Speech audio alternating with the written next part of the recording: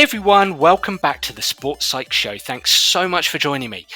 Today, I'm honoured to be speaking with Dr. Michael Gervais. Michael, welcome. Thanks for coming on the show. Oh, damn.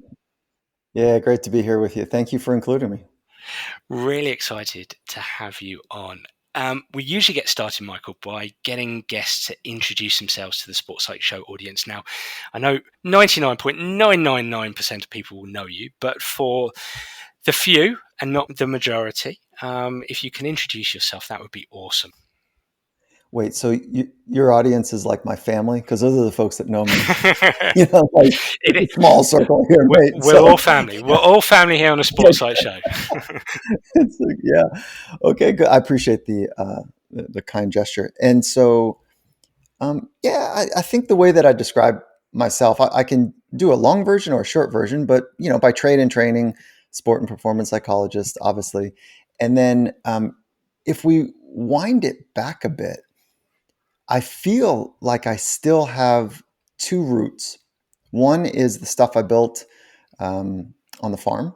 And so my parents kind of dropped out a bit. It was in the 70s, and they were like, hey, let's get out of the city. And so they had this hippie vibe about them. And they moved us, I was just a little kid, and they moved us to the country. And there was no street lights, dirt roads. Um, nearest neighbors were really far away. My grandparents ended up moving with us. And so they bought like 20 acres of land behind us. So it was just like, it was really cool in that respect. And I can pull on that thread a little bit more because there's a deep appreciation I have for Mother Nature because I had to deal with the elements as a kid. And I was chopping wood at age 8, like running water. Our pipes weren't the most sophisticated. And so it was cold in where we were living in the winters. And so we had to melt snow to have running water. And, so there was a bit of that, um, you know, roll up your sleeves, get connected to the rhythms of the world. And my parents were very laissez-faire. And so imagine a little 8-year-old kid running around, and if it got dark out, like literally, like imagine an old triangle bell, Yeah, for dinner, like yeah. the ding, ding, ding, ding. So if it got too dark out, I had to figure out, like as an 8, 9, 10-year-old, like, wow, it's hard to get out of the quote unquote wilderness and find the home when it's dark out. And so when I say wilderness, it was just like a lush, forestry type farm. And so it wasn't like it was totally the Amazon wild by any means. But so I feel like I grabbed some roots there about what's true um, from a nature standpoint. And then my parents said, "Hey, listen, let's get out of the country. Let's adult a little bit more." And so they moved to the city, moved us across the coast. I ended up moving, I think, 5 different times in schools. So we ended up moving a bunch, and that provided accidentally, I think, quite a bit of resilience to be, some social IQ, some EQ, some resilience that was kind of imbued in there as a young kid. But then when I moved to the city, I was a fish out of water, dude. I didn't belong in the city. Like I'm painting a picture, like I showed up with like straw between my teeth and some overalls, and like, I mean, I, but I showed up to the city and the other kids were like, uh, who is this kid? And that happened a number of times growing up. And what ended up taking place when, in my younger years, when we moved to California, is that I did not fit in with traditional stick and ball sport. It's like these artificial rules and these adults yelling at kids, pretending like they're trying to support them. But really, it was all very confusing to me. And so I fell in love with sports that had to do with adventure and action. And now it's called adventure and action sports, and it was surfing and was the kind of primary one. But it was all of the sports where the coaching was Mother Nature saying, "Oh, you hesitated. Oh, you're not good enough. You left a little kind of, I'm gonna hold you under now. Now because you put yourself in a bad situation, you might drown." And so I learned from a different teacher growing up than most of the other kids in school.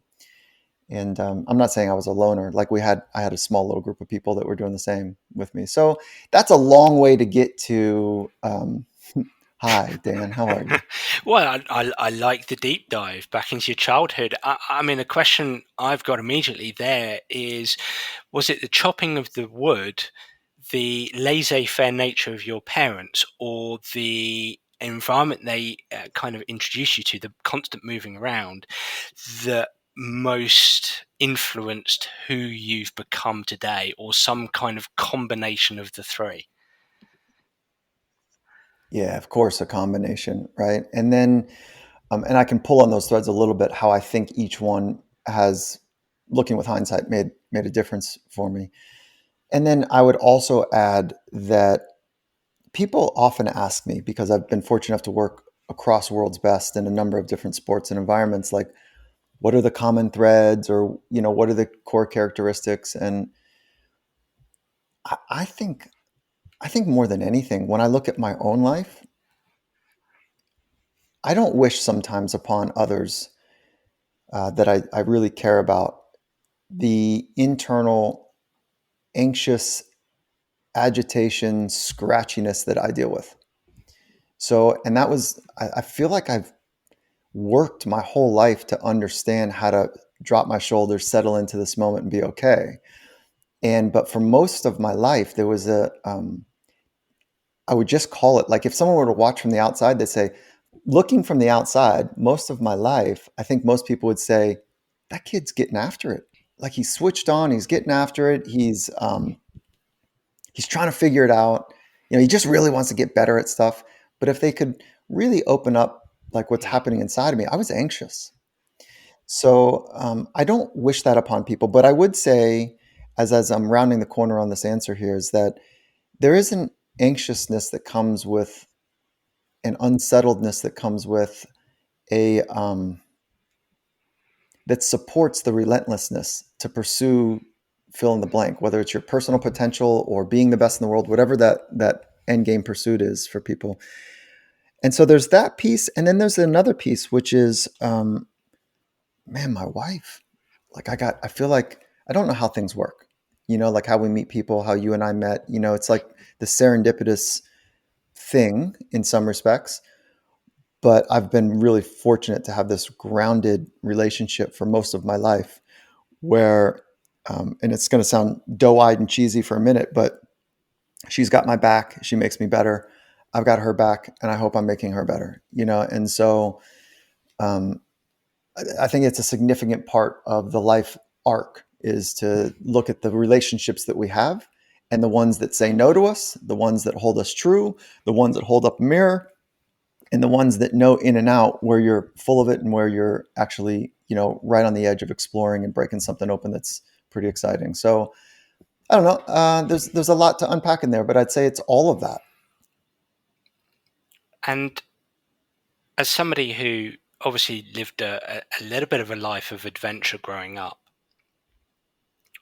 where did sports psychology, performance psychology start to creep into your conscious awareness? Was it introduced to you? Did you pick up a book? How did you stumble across it? That's a cool question, Dan, because it was an honest accident that took place, and it was born out of I didn't have the stuff to compete the way that I knew I was able to express. So let me unpack that for a minute. Like, I had a skill set in surfing. There's two types of surfing. There's free surfing, and then there's competitive surfing. And I had a skill set that I was able to do the thing in free surfing. And there was a culture of it being hardcore, off access, almost kind of a punk approach to life, which is like, don't talk about it, just be about it. And you put yourself in the heaviest situations, the heaviest waves, the whatever, and you don't brag. You almost act like no one else's opinion matters, but there was a part of me that I did want to have some recognition for doing the heavy thing, but it wasn't part of the culture. So there was a freedom for me to show up, to paddle into the heavier parts of the wave and try to sort it out. And I'm not saying I was good. I was just saying that created a space for me to go for it. And then there was competitive surfing. In competitive surfing, there's people on the beach, family, friends, judges that are watching and judging and critiquing. As soon as those conditions would show up, even if the waves were just as heavy or whatever, I couldn't do it, Dan. I couldn't figure it out. So I'm a 15-year-old kid competing against, adults. And one day in a competition, there's only 3 people in the water. It's about 8 a.m. in the morning, perfect glass conditions. It's about 6 feet. The waves are playful, fun, serious in some respect, but like more playful. And I'm a mess. And this dude paddles by me and he just kind of, as a competitor, he's one of my competitors. And he says, Gervais, like, I see you out here every day, man. And you got to stop. You just got to stop worrying about all the things that could go wrong. And then kind of like made in a movie, which, maybe I've romanticized this a little bit in my head, but he paddles off and I'm sitting in the water and I say, damn, how does he know that? And so I'm like, well, it's not working because I'm a mess. I can't feel my feet. I can't feel my body. I'm trying to stand up and do my thing on the wave and I'm completely dislocated and I feel like I'm a mess. And I said, well, this isn't working. And he's right. What if I just started thinking about what could go well? And that was kind of my first introduction, that there's this thing called the mind. I'm a silly little 15-year-old kid that really didn't understand anything, honestly.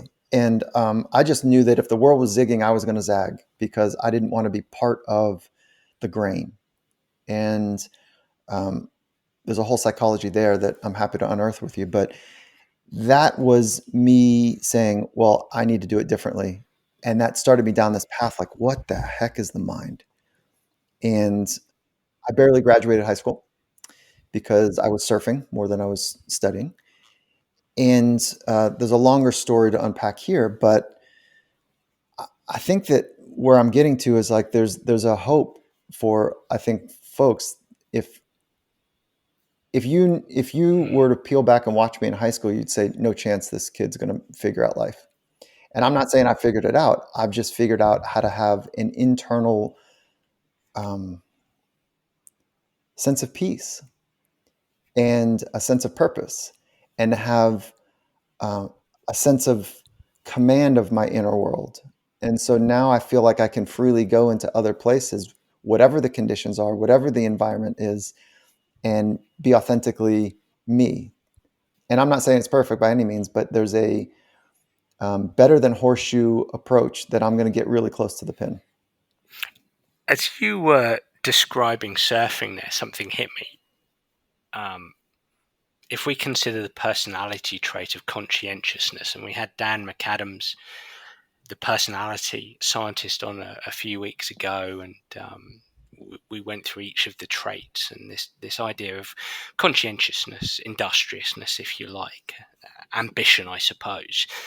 And as you were talking about the difference between, I suppose, recreational surfing and competitive surfing, that it struck me that whether for yourself and possibly for others, there's a challenge there. There's a juxtaposition between, I want to be this recreational surfer who demonstrates almost like a sense of arrogance, who goes out and is playful on the board and expresses themselves and is free. And then the competitive surfing, which is probably more rigid and is scored and is aesthetic and so on and so forth. I don't know if I've got that right because I'm not an expert in surfing, but that's kind of the impression I got you were saying there. And it's almost, it feels like, I mean, I'm sure I'm preempting what we're going to go on and talk about in terms of high performance, but it's almost amalgamating the two. It struck me that this moment in time when that experienced surfer came up to you and sort of started to talk to you about getting out of your own way, it's just like, hey, stop. And it's, okay, what am I good at? Well, when I'm playful, etc., then I'm good. And bringing those two together, would that be a fair thing to say? Do you think that was almost your first lesson in psychology, is to discover your strengths, be playful, etc., during competition? I think that, yeah, it was more innocent than that. Okay. At the beginnings, like Yeah. that first little moment was like, Yeah. well, what do I do? And okay, well, if I thought about how I'd like to feel and how I'd like to do things, so that was the more innocent, was like using my imagination to kind Yeah. of work with all of the fears that I had in that moment. But then you're right, you're getting to it. Like over time, it was, and this is what I think I built most of my career on is um, how do we help people get to the razor's edge of uncomfortableness? How do we help them get to that really deep learning state where it's hard to do the thing that you want to do, and then find the freedom in translating that into competitive expressions. So it's like using practice to get right up into the edges to learn how your mind, body, and craft work together, and then get that rapid flywheel innovation thing that takes place, and then translate that over to quote unquote when the stakes are high. And the truth is, what we're trying to do there, Dan, as you would recognize, is that um, there's a couple approaches we can take. One is like there's no such thing as a big game, and then the other is like the big game is the big game. Let's prepare for it. And the idea is like we've got to know a person's philosophy, support them properly. Both can work.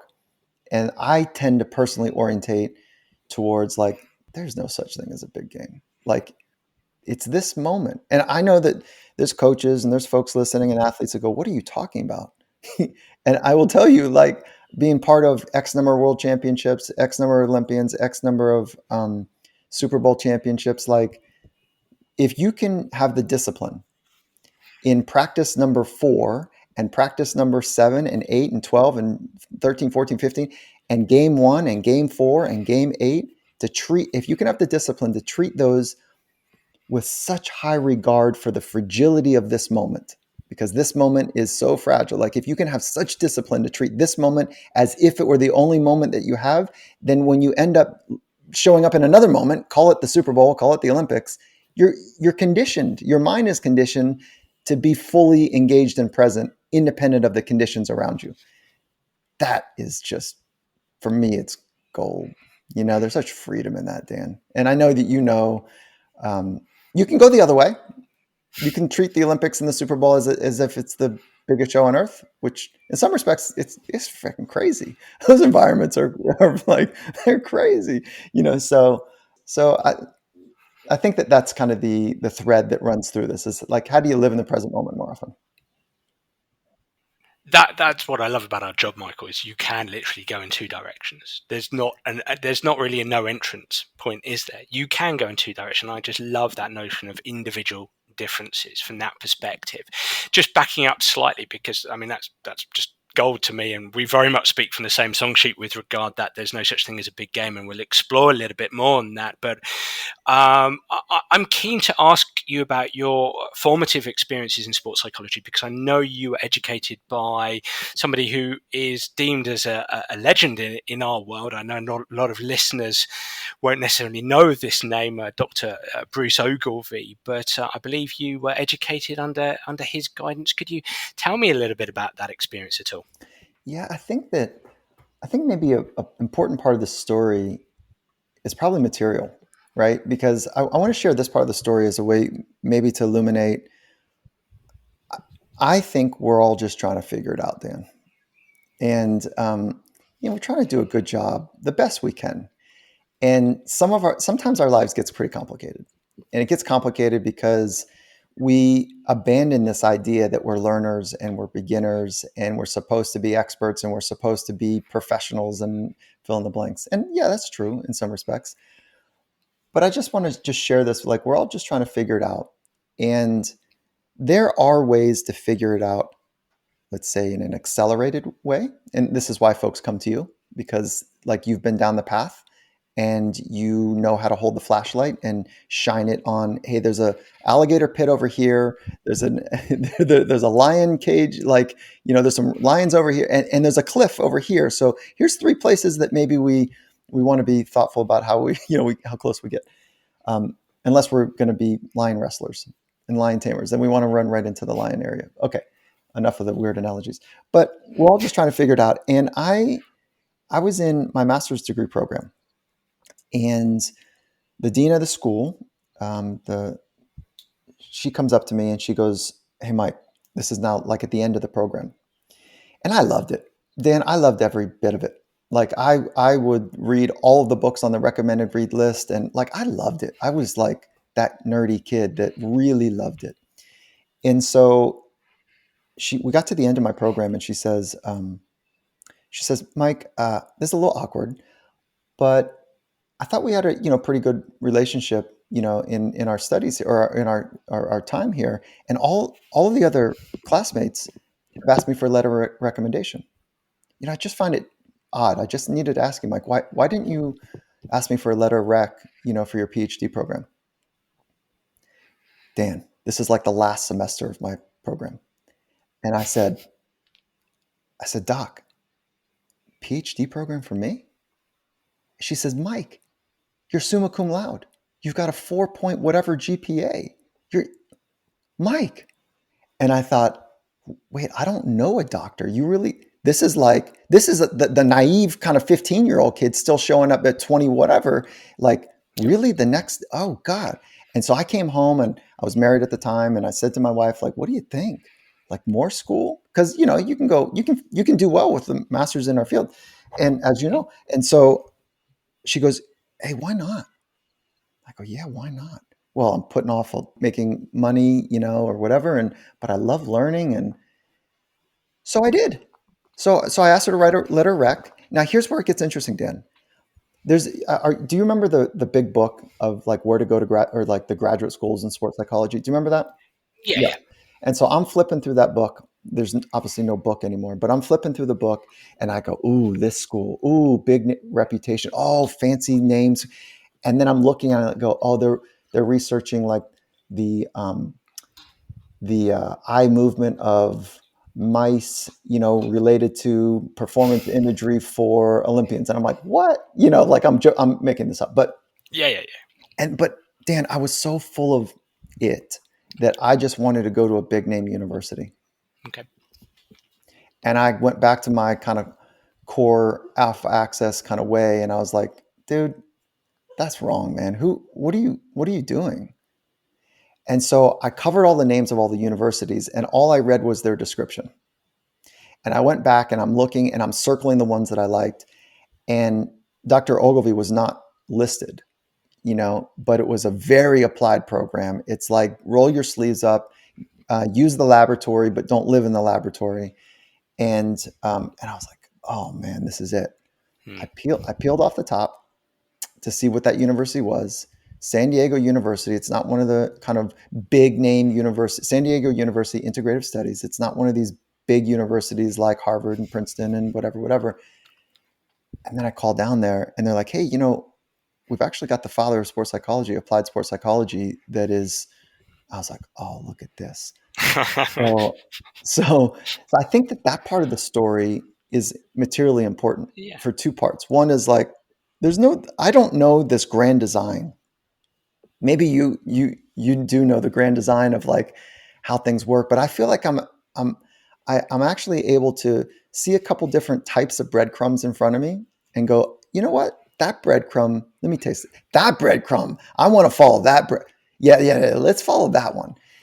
And whereas I think people in our field are very clear, like have goals, be really clear about, your vision of where you want to go in life, which is good. Don't get me wrong. I just didn't totally live that way. So I just want to honor that there are multiple paths here, and that was the way that got me to be at the knee of one of the greats in our field. And what not to answer your question directly, Dan, what he taught me is to really get to the center of something, and to be authentic in your humanity, and authentic in your iterations, but work to get to the center of it. And so he was an emblem for me of somebody that was quote unquote the best, and he's a learner, and he's trying to figure it out, and he'd share, I mean, what a gift. He'd share all his Hmm. mistakes. I mean, what a gift. And so when he passed away, I reached out to his bride, his widow, and just one endearing moment. She passed on all of his intellectual property to me, and I just don't know. I'm pausing because like I want to do right by him and his legacy and everything, and I haven't published his memoir. I just feel like it's quite the Hmm. responsibility, and it's about 80% done probably. And so, if anyone studied that in your community, studied with Dr. Ogilvy, that would like to spend some time with me to figure out how to work his memoir, I'd love that help right now. So You moved on from there, and please excuse me because I'm not 100% sure on the timelines here, but I know that early in your career you went to work with Red Bull. yeah, I hope you don't mind me going down this path, Michael, because I'm sure you've spoken about this a lot in the last decade. So please excuse me, but I just think it's fascinating stuff, and I think we're going to come on to the Seahawks and compete to create. But I think, as you've mentioned, backstories are important here, and people's growth influence how they function in the present. And uh, you as a practitioner, you as a human being, I suppose, hit a certain spotlight in terms of your work with an Austrian who decided to jump from quite a high height, Felix Baumgartner. I believe I'm pronouncing that name right. Please excuse me if I'm not. What Again, I'm respectful of the fact that you've probably spoken a lot to this, and there's probably things you you are. can and can't speak about, but may I ask there? I mean, that was must have been such an incredible and rewarding gift as a sports psychologist to be able to share with this athlete, this person, this daredevil, if you like. What were the main challenges, and when you reflect back, what are you in your involvement most proud of in that relationship and in that piece of work? Yeah, thank you for bringing up. I love talking about this project, Okay, and well that's good. yeah, no, I love it. Um, it was it was an honor, and it was like a moment, like when you think about the astronauts that put the first guy on the moon, and what that might have Mm, been like to be in that room and part of that team. I think that that's how most of us feel on this team, the Red Bull Stratos team. And I played a small role. I think, when you think about hours, and then I feel like I was able to participate in a meaningful way. And so what ended up taking place is about 4 years into the project, Felix was going to attempt to be the first person to jump from 130,000 feet and potentially break the sound barrier. And some of the brightest minds in the world of aerospace were not sure what was going to happen if his body was in a transonic state, meaning that his head and his torso is like maybe doing Mach 1, the speed of sound, but because of the drag on his feet and his arms, if they were going to be a bit slower, what would happen to a transonic body? And it could be at some level, like his legs and arms could have ripped off. Like they didn't know what was going to take place. yeah. So why is this more interesting than a daredevil approach? Is because if we're going to go to Mars and we need to press the eject button because something's going wrong, could people withstand? Could they make it? I mean, that's one of the interesting questions. The downstream answers would be like, what happens to the body? So he was all about it, and he wanted to figure it out, and he wanted to see if he could do it. And he was a childhood dream, met with a very adult, sophisticated approach. And there was millions and millions and millions of dollars and time and energy poured into this. And 3 or 4 years into it, he calls Red Bull, his team basically, and says, "I'm sorry, I'm in the airport. I can't do this." He was on his way to the training facility. "I can't do this. I'm terrified." And now he's the strong, capable, amazing, world-leading base jumper. And so he understands fear at an intimate level. Like he has to put his life in his hands every time he does his thing. And this is all public, so I'm not sharing something that's not public. So he's crying from the airport saying, "You know what? There's a you might, if you like the storyline, ESPN did a full recreation between his work and my work together. It's on ESPN Plus, um, which was really cool." So he was in the airport, totally, having his meltdown, and then they said, "Right, okay. We got something for you." Like, let's invest in the psychology. So that's where I got, essentially, I'm shorthanding a few, turns and here and there, but so I got pulled into the project, and, you know, he did the work, Dan. You and I, we create space for people to do the work, and then we remind people of the tools that they already know. I work from a basic premise that everything somebody needs is already inside them. They already know what living aligned with purpose feels like because they've done it at some point. They know what confidence, how to generate it, but they might not know how to repeat it on command. Yep. And so everything somebody needs is already inside them. And, we create the space to go deep and to have a refinement of skills. That's at least how I think about it. He did the work and it was remarkable, but he was developed some claustrophobia.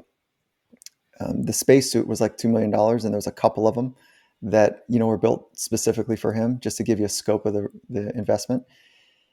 And he was developing claustrophobia. He needed to be in it for, let's say, longer than 5 hours, and he was hitting the proverbial panic button at in 5 minutes. And so there was some real work that he needed to do, and he did the work. And we work from a good psychological theory to extinguish fear. And so he put the work in. And you use the word, what am I most proud of? I actually don't like the word pride because it's about look at me, what I've done. But what I'm most honored to be part of is his commitment to do the work, and then for that work to be held up in the most extreme conditions known to man. And there was tests that the old salty dogs on the team, the ones that had been there, and they were um, test pilots for new planes, and really hardcore humans that have done it at the highest level. They were very clear early on. They're like, listen, I don't know about this psychobabble nonsense. Like, no disrespect for you, Mike. I understand that you are the guy to help us here, but if this goes wrong, we've got a human life/death on our hands. And so we've never seen anyone come back from this, and we are not endorsing this. Now, we know that ownership, management, the team leader wants this to happen. We're just letting you know right now, out of respect, we're not endorsing this. How about that, dude? The salty dogs are saying no one's ever come back from this kind of thing. And if you think that he can do this and he can't, we are saying his life is not his blood. That's on you now. Now we're all in this, so we're saying no. And then they're saying, but we're open. We'd like to see this work, but it has to be proven before we put him in a capsule that could kill him. And so we agreed to set up a series of tests to see if the fear was actually extinguished. And those tests were real, and he passed them. And it was, that part, I'm like, yeah, I love our science. Dan, I love our science. What humans are capable of, Dan, is remarkable. And think about it, as successful as you are, where you would be without training your mind. I think it would be hard for you to imagine. And as successful as so many other people are on the planet, and they haven't formally trained their mind, human potential is untapped. It's a resource that is teeming to explode. And I'm calling the next decade, Dan, the decade of the mind. And I think that 2020 has taught us that we are not properly prepared to deal with both chronic and acute stress. And that preparation is only a psychological preparation. Less than, I'm going to be bold, I don't know this number, 2%. I don't know. I'm curious what you would think. What percentage of people have formally trained their mind? What do you think? I'd say less than 2% on the planet. Oh, am I being too generous? Way too generous. I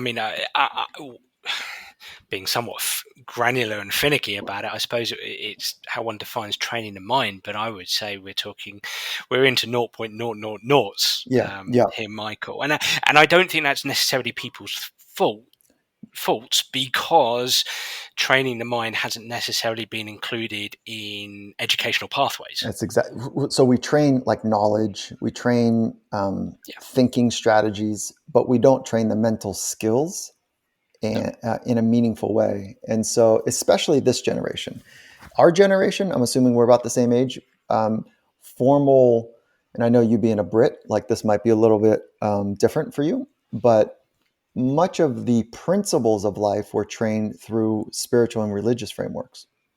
I'm not saying they're not now, but there's a distrust, and I think the European approach, has been a little bit different than the US approach when it comes to formal religion. So, but it's been compromised. Institutions have been compromised, for their bad behavior. And yeah, and so you just look at like I'll just speak for the States. I think it is globally though. Certainly for many of the Christian faiths, they haven't done right, especially the Catholic cover up. And so the principles, like the current generation, people our age have kind of looked at the institutions for principles. Now, principles and mindset training are different, but there is a relationship between the two. And so the formal institution of religion was teaching many of the practices to live in alignment with principles, but they still weren't teaching necessarily explicitly the mental skills. But every world religion, all 11, have some form of meditation, some form of contemplative prayer. And they didn't necessarily map it to high performance, from a work environment, but they were mapping it to flourishing. They were mapping it to living with a sense of purpose. But even that message was a little skewed in some of the formal religions. So anyways, we're at a bit of a crisis and a compromise that's taken place. It's a really unique moment in time. And I think the decade of the mind is a real thing that's taken place. Just dwelling on the Baumgartner experience before we move on. Something I often say is there's a difference between knowing and doing. And you referred quite often there to Felix doing the work. And it resonated with me because I think historically, when I haven't quite made an impact with a client, and hey, look, don't get me wrong, it might be because what I'm saying is ineffective, but it's sometimes I might say often, because they don't do the work. Because ultimately we still need people to do the work. We can't sprinkle magic dust on people, essentially. Although sometimes, as you're kind of alluding to, this feels like magic dust at times. But you said he did the work, and referring to what the technicians behind the scenes were saying to you, which is, hey, we don't think he can come back, be it on your, blood is on your hands, essentially, if this goes wrong. You must have had to do the work yourself, right? So just, is that correct? And how did you feel when he tumbled out of his space capsule thing and came falling to the ground? What work were you doing in that moment? Oh, so so one of the 5 really critical, dangerous moments is a flat spin. And he went into a flat spin. And Right. the whole mission control, I don't think anyone could breathe properly. It was the most intense. I've been in some really intense environments, and it was one of the most intense environments. And it was only about maybe 8 seconds. Now, if he was longer in a flat spin, longer than 5.5 seconds, there was a good chance that he could have all the blood rush to his feet and his head and land in a vegetated state, right? Like some real damage could take place. And so you're seeing someone that you care about, that you love, that you've spent deep time with, that has done the work, that has the support and challenge from some of the brightest minds in aerospace and this really sophisticated team that Red Bull put together. And to watch him go into a flat spin. So it pulls on all of the fragility of life. And what's the experience? I can't put words exactly to it because for me, it escapes the words. The feelings do here. But I will say that I had done my work to say, I'm ready. before he goes up to say, I know that we did our very best. And we both took it incredibly serious. And we squared each other's shoulders, looked each other in the eyes, and said, thank you. So,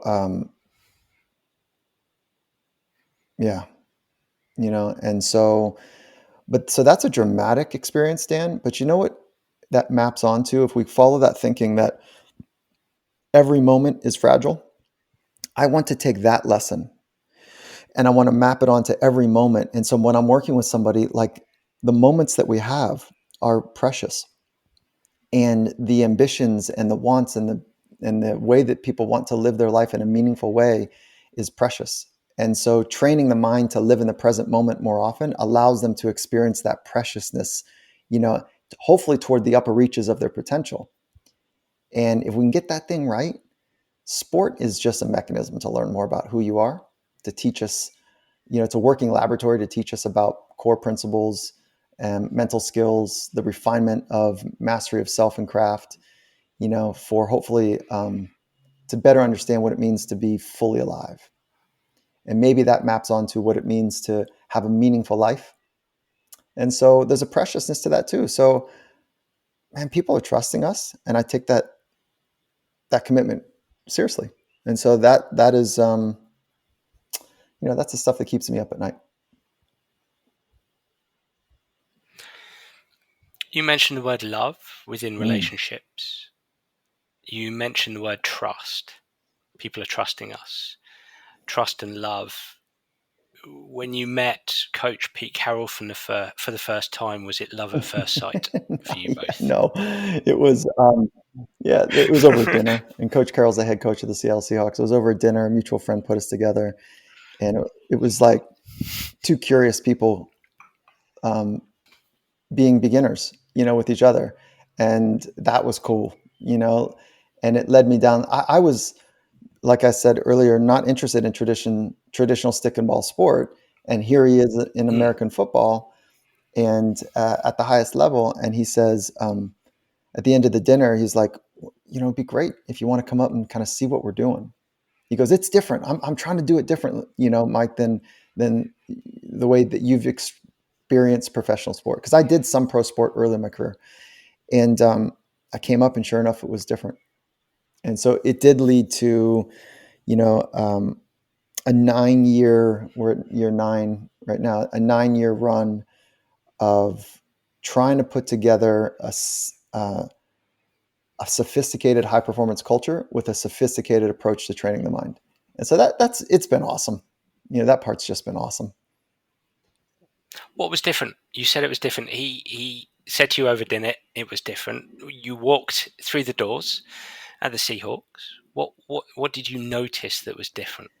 If I could summarize in one conversation, if I could take all the conversations I had in the first couple of days with coaches, it would be this one interaction I had with a coach. And I say, the people would ask me like, hey, have you been part of other NFL teams? And my answer was no. And then they would come back and they would say, oh, it's different here. And I'd say, well, what do you mean? And so I asked this one coach, like, what do you mean? He goes, it's hard to describe, but I just feel like I can be myself here. That's it. So part of the essence of creating a culture that is durable and dynamic and can weather the cold air on the skin of the people that are trying to get out into the frontier is that they matter because they matter, not because of what they can do. They matter because of their essence is important to the others. And so culture is the artifact of relationships. So whatever the quality of relationships are is what the culture is. And when somebody says, I can just be me, it's like, oh, the essence of the person is intact. And then that creates this space and freedom to explore the reaches rather than the opposite, which is, hey, this is an exact environment and you can't screw up here. Standards are high. Like you got to bring it. There's nothing wrong with that if the first is in place. So if you figure this axiom, support, then challenge, Support means who are you? I support you as a human in your endeavor, and then challenge you to work towards your upper reaches of your potential and be very mm, progressive in that approach. You got something. And so it's simply summarized by like, I feel like I can just be me here. And so that is one of the core tenets I would say that was different. When somebody says, I feel I can just be me here, it sounds like he's experiencing an environment filled with psychological safety. And I would say, for what aim? I get all the work around psychological safety. Mm, And, Google did a nice bit of research and work there. And I say, for what aim? What is the purpose to be psychologically safe? Because that's what therapy does. That's what a relationship with, a loved one does. But for in the high performing world, for what aim? Whether it's big business or big sport, like, what is it for? It's so that you can learn better. And the reason you to learn better is so that you can understand how to be more capable in exact environments. And so I don't want to get lost in psychological safety being just this squishy thing that mm. psychologists and thoughtful people are saying are need to be almost this counterbalance to exact environments. But it does create a more room for learning. And the most dynamic environments are ones that are full of learners and that are willing to take shots. They're willing to take risks. They want to do that. They want to challenge themselves together. And learning is part of that competitive advantage. But if the mission is to win, we're not going to get learning environments. If the mission is to explore our reaches, our upper reaches together, then we need to be learners. It's really interesting that upon the mention of psychological safety, you went to learning there, because um, when I'm speaking about psychological safety, or somebody speaking about psychological safety to me, I immediately go in two different directions, which is performance and well-being. For me, psychologically safe environments promote healthy and safe, performance and well-being. And it feels like they're the two bits of bread with learning in between. It almost feels like you've gone on in between there, and I would go on the Mm. outside. Does that make sense? Yeah, yeah, yeah. I mean, it is not, exact environments are not safe. Oh, explain that. Yeah, there's an invisible handshake that happens for every person that are operating in exact or high pressured or high performance or high consequence environments. And I'm not saying that sport necessarily is an exact Mm. environment, okay? But because there's plenty of room for mistakes, there really are.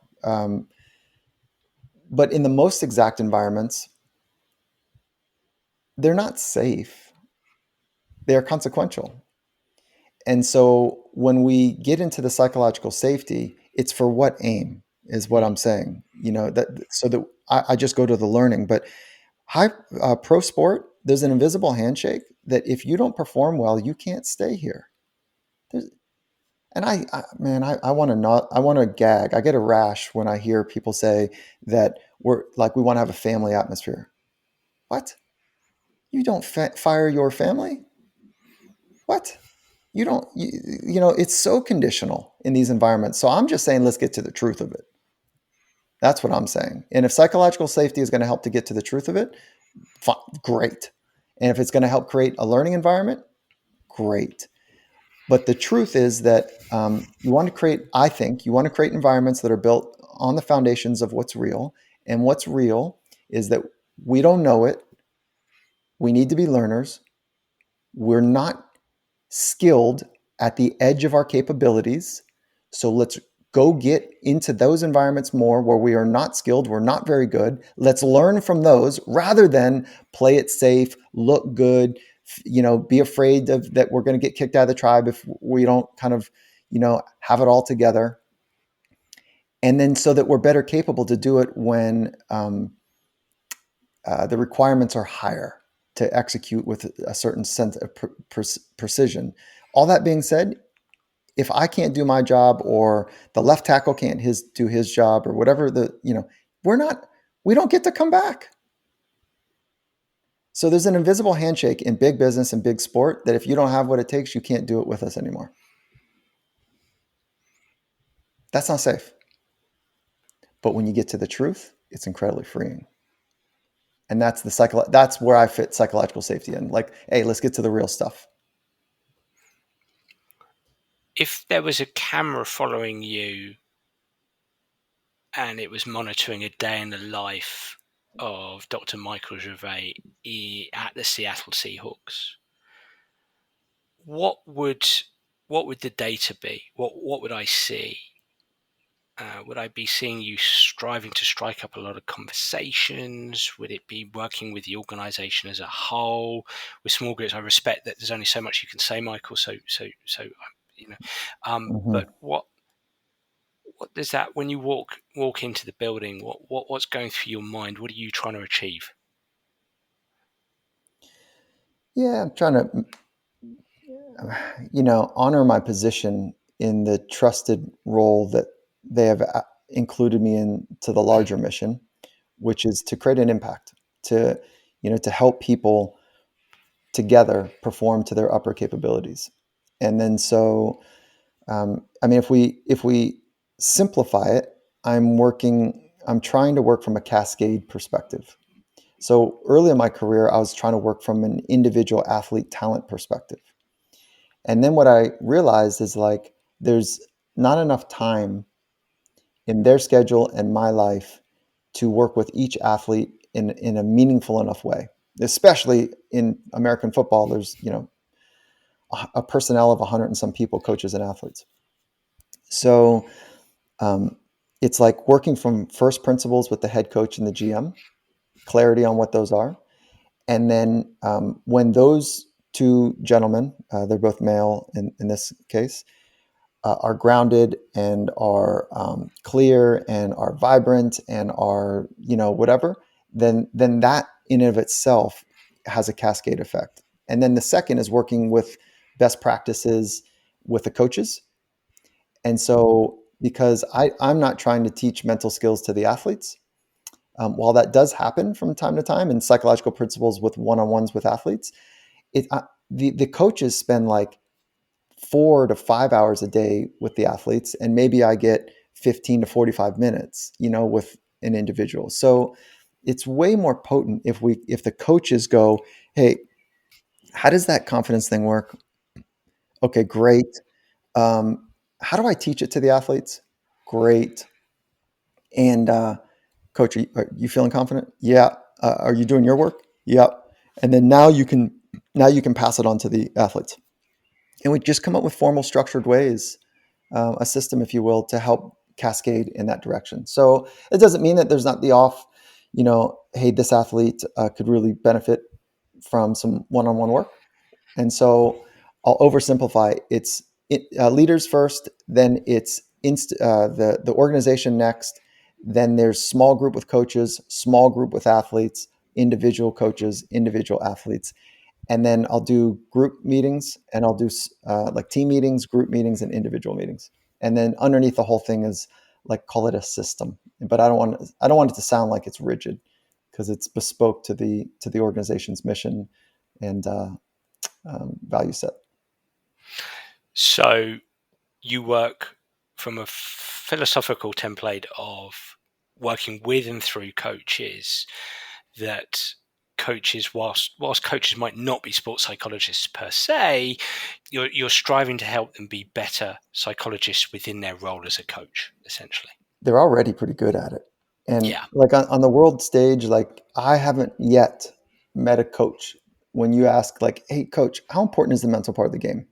I haven't met one yet that go, it's like maybe 2% of the game. Like most of the time they're like, yeah, like everyone here physically and technically is sound. So the differentiator is really the mental part of the game. So there's already a deep appreciation for it. But psychology is invisible. So our Yeah. science is invisible. And because it's invisible, it makes it a little bit more complicated. I think it's one of the more complicated sciences. Mm. Um, and because it's invisible and it's complicated, what we have to do, I believe, is put handles on the skills and the tools so that they can grab those handles and then pass them off. And I just think that there's frameworks we can teach and skills that we can teach that make it much more concrete without losing the depth, without losing the, kind of making it academic as opposed to meaningful for change. And so that's the way I think about it, for sure. And talking about handles, outside of your work at the Seahawks, you've created a company alongside Pete Carroll, Compete to Create. You have got a number of resources, audiobooks, online courses. I suppose the last 10 minutes or so just to talk a little bit about that. Compete to Create, really interesting title, Michael. Where does that actually come from? Compete to Create. So Coach and I, we had the whiteboard out, and this was like probably a 3-week exercise of thinking about a company name, and because we wanted to share what we were doing together with people outside of sport, really. And so we wanted to figure out our best practices and share them with business folks, really. And so we put it on the back of a napkin, then we formalized it, and we put it on a deck, and then we met with some of the leadership team at Microsoft, and it ended up being that, gosh, at Microsoft alone, we've trained over 50,000 people at about 8 hours a person, on how to train their mind, which is a really beautiful commitment, to one of the most sophisticated, important companies in modern life. Microsoft is everywhere, like literally it's touching just about every bit of technology out there. And so that's where it began. And then we said, wow, we need a company name, and so we sat around and we're like, hey, should we just go get a firm? And we're like, no, let's do it with let's let it come from an organic place. And so we're on a whiteboard, I drawn it out, like, what could it be? This is all off-season based stuff. And there's a moment where Coach Carroll and I were both frustrated. We're tired, from doing this exercise, and it's not our strike zone by any means. And so he goes, Mike, go, let's go back to the origins. What's the most important word in your philosophy? And my life philosophy is this: every day is an opportunity to create a living masterpiece. Okay. And so I said, oh, it's create. And his philosophy is always compete. And I knew his was not going to be the word, always was not going to be the word. And so we're looking at these two words: compete, create, compete. Sea to sea. Oh, ocean to ocean. Sea to sea. What is this? Hey, compete to create. So it just kind of happened like that. And we both looked at each other and we're like, okay, it's good enough. So, but the idea is, it's like his core philosophy and mine kind of infused, and the idea I think hangs together is that you've got to compete within yourself to create something meaningful in your life, a living masterpiece. And so that's where it starts, and if we would have known what we know now, people are like, hey, Mike, that company could create, you mean compete to create? Yes, compete to create, And so what we ended up doing is Microsoft helped us formalize it and put it into a way that can be translated into a digital experience. So they helped us create an online course. I think it is my best work. We pull you behind the scenes and show you exactly in a 4 to 8 week, depending on your pace, program that we go from story and science to actual skill training. And then we hold you accountable in the best way technology can right now to help you do the work. And so that's it. And so for the first time, Dan, it's open for individuals. We've been, or obviously at the enterprise level, which has been really fun. We're working with companies that are some of the most significant companies across the planet. And then we've got some mid-sized companies as well, that are rolling this out through their organization, which is incredible. And so we just love it. And so that actually, we've got a merger now that just completed. So Compete to Create and Finding Mastery merged. And so the ownership structure has changed a bit, and Finding Mastery was the podcast. And so now we're putting those two together to, kind of 1 + 1 hopefully equals 11. So we've got this direct to consumer part with the podcast and a direct to business for the other part of the business or for the other venture. And so, yeah. I've just got a couple of questions before we finish. Just dwelling a little bit on Compete to Create, and it strikes me following your work, Michael, and your Twitter feed, and listening to you on Clubhouse and listening to you on your podcast. It strikes me that you're very passionate about positive psychology and tools from positive psychology, gratitude, optimism, mindfulness, and so on and so forth. Are those the kind of handles that people will find within Compete to Create? Yes. And I would also just put an asterisk that I do not identify with quote unquote positive psychology. Okay. Yeah. And so, not that there's something wrong with it, Mm-hmm. but I get a little bit of a reaction about, oh, it's this doe-eyed, tree hugging, everything's good approach to life, when really I'm about to get my ass handed to me.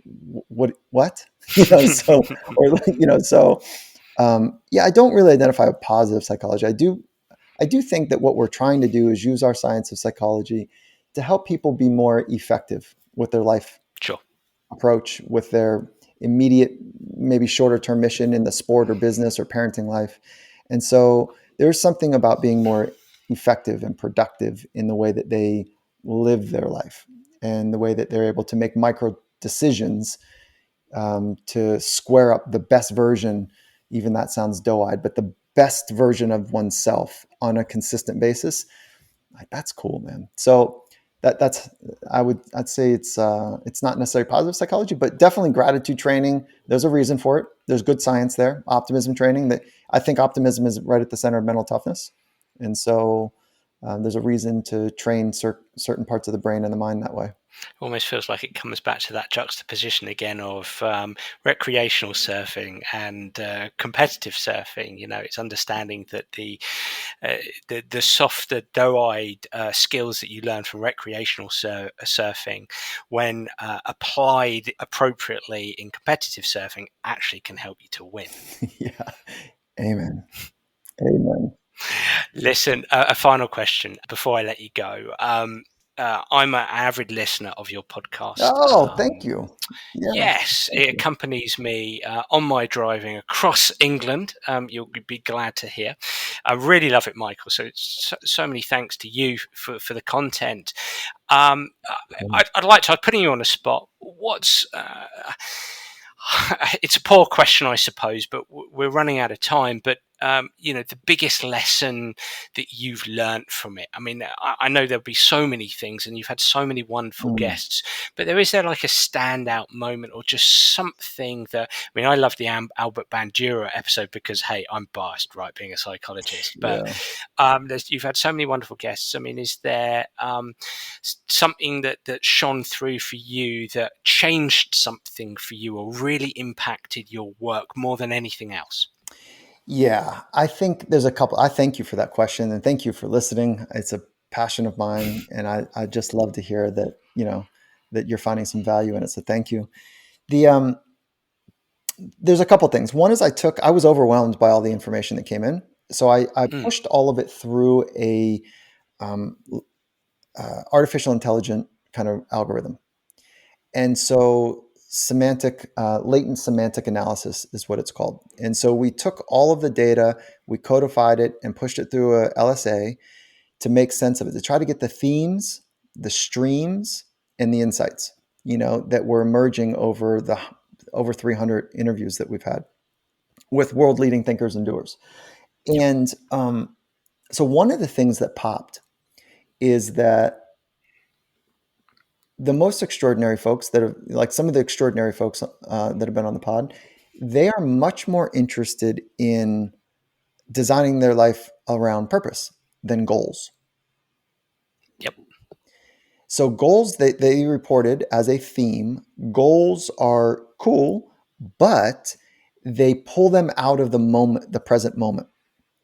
And so it's purpose and present moment are kind of the two main themes that emerged for people. And so I think that that's really powerful. Yeah. It's a bit counterintuitive to some of the research in sports psych about the importance of goals. So I no longer help people work out their goals. I do use one of the goal setting processes around um, high, hard, controllable goals. What are the goals today that are 100% of your control that are Yeah. high and hard? Yeah. And so I stick with that theme. So that's one. The second is that this didn't show up in the artificial intelligence algorithm, but this is more an intuitive thing, is that there is a seriousness to most people that are like, they're serious people. I'm thinking right now of Toto Wolff. So he's the Mercedes Formula One owner slash directing manager. And so this is one of the higher performing exact environments. They're amazing what Mercedes Formula One has done. Absolutely. And he says, Mike, I'll be on a flight, for 12 hours. And it is very common for me to just think the entire time. And if someone were to walk by me, it would almost look like I was staring off into space. But the TV's not on, the headphones are not listening to music. I'm just thinking. It's like, man, that's awesome. That discipline to do that for like 12 hours is radical. And so they tend to be quite serious people. Yeah. And so, anyways, that might be a bias of people that I'm interested to have on, or that like to talk about these things. But that's an intuitive thing that showed up for sure. They're serious about what they do, and they're serious about improving. And they humility screams as a theme. Screams. Like, boy, I don't know if I'm qualified to talk about mastery. Wait a minute. You're like a 7-time world champion. What do you mean? So there's a humility that just jumps out, and it's not a false humility. It's born out of this thing that, like, I'm still trying to figure it out, but boy, I love trying to figure it out. So Love it. yeah, man. Michael, thank you so much. That was absolutely fascinating. And I know that you will have tapped the interest of many of the Sports Psych Show audience, especially when it comes to your products, your online courses, Compete to Create, etc., etc. So, and the audiobook. So, where can people discover your work, your podcasts? Is the audiobook on Amazon, and so on and so forth? Oh, cool. Let's do something fun. So let me answer the question, and let's see if we can do something fun. So findingmastery.net is where you can really find most of the resources. So that's where the podcast is. You can find the course there. You can find the book there. I love being on social. I think it's fun. And so it's all the social handles: LinkedIn, Instagram, Twitter is at Michael Gervais, Gervais. So those would be the two places, whatever the social is, and then findingmastery.net. And then, but let's do something fun. Why don't you and I create a little competition for your crew, your audience, your community, and maybe somebody tags you on social, tags me on social, and then tags Finding Mastery, and so that we know that it's part of the course here. And then they just write down why they would want to why training the mind is important. How about that? Why training the mind is important to them. So something personal. And then, so the online course is $500. Why don't we give 2 away, like a little competition? Okay. So $1,000 prize, US dollars. And so, but they got to come strong now, Dan. Like, there's got to they be got to some come good strong. answers, right? There's got to be some good Yeah, like answers. what? Yeah, like, and I'll tell you this: like, my bias, if they want to train their mind so that they alone will win more, it's not gonna cut it for me. But like, if it's got something to do with like my life purpose and helping others and getting after it, and like, dude, let's do that. What do you think? What do you think? I'm down with it. We do a strong week of social media upon the release of this podcast. So we'll do that. We'll put it out there, and we'll get people answering the question.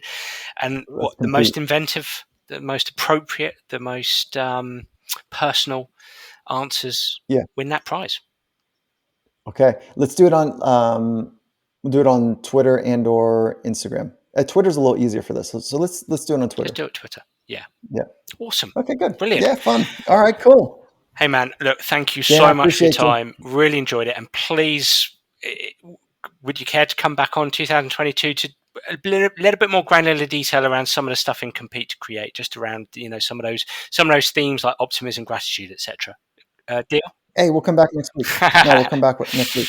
I appreciate you giving me the space to explore and to play, and thank you for including me in your community. And nice job on what you've created Thank you. and the Sports Psych podcast and the whole thing. And so, thank you, man. Well, thank you so much. Well, everybody, that was Dr. Michael Gervais. Wasn't that a fantastic episode? And if you'd like to get in touch via Twitter or Facebook or through my website to tell me what you think of the Sports Psych Show, I'd be delighted to hear any suggestions that you might have. I'm already looking forward to next week's episode. Bye for now.